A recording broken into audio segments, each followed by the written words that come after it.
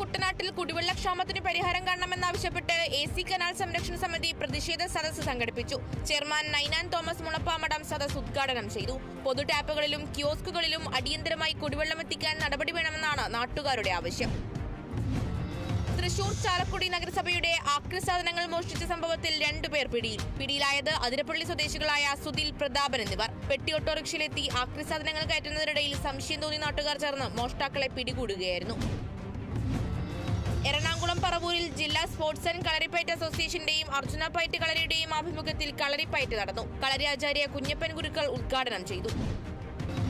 Thrissur Paravur Saint John's higher secondary സ്കൂളിലെ NSS volunteers autism centre സന്ദർശിച്ചു. സന്ദർശനം NSS ചാരെ പ്രവർത്തനത്തിന്റെ ഭാഗമായി.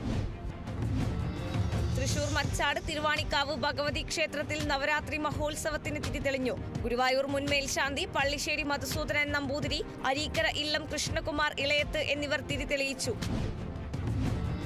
കേരളത്തിലെ മികച്ച NCC ഓഫീസറായ മേജർ PJ സ്റ്റൈജുവിനെ ആദരിച്ചു. സ്റ്റൈജുവിന് സ്വീകരണം നൽകിയത് തൃശൂർ ചിന്മയ കോളേജിൽ നടന്ന NCC ക്യാമ്പിൽ. തിരുവനന്തപുരത്ത് ഭാര്യയെ പെട്രോൾ ഒഴിച്ച് തീ കൊളുത്തിക്കൊന്ന കേസിൽ ഭർത്താവിന് ഇരട്ട ജീവപര്യന്തവും കഠിന തടവും 9 ലക്ഷം രൂപ പിഴയും ശിക്ഷ. നഗരൂർ സ്വദേശി അജിയെയാണ് കോടതി ശിക്ഷിച്ചത്. തൃശൂർ മുസ്ലിം ലീഗ് വെങ്കിടങ്ങ് പഞ്ചായത്ത് കമ്മിറ്റിയുടെ നവീകരിച്ച ഓഫീസ് കെട്ടിടം ഉദ്ഘാടനം ചെയ്തു. മുസ്ലിം ലീഗ് സംസ്ഥാന വൈസ് പ്രസിഡന്റ് CH റഷീദ് ഉദ്ഘാടനം ചെയ്തു.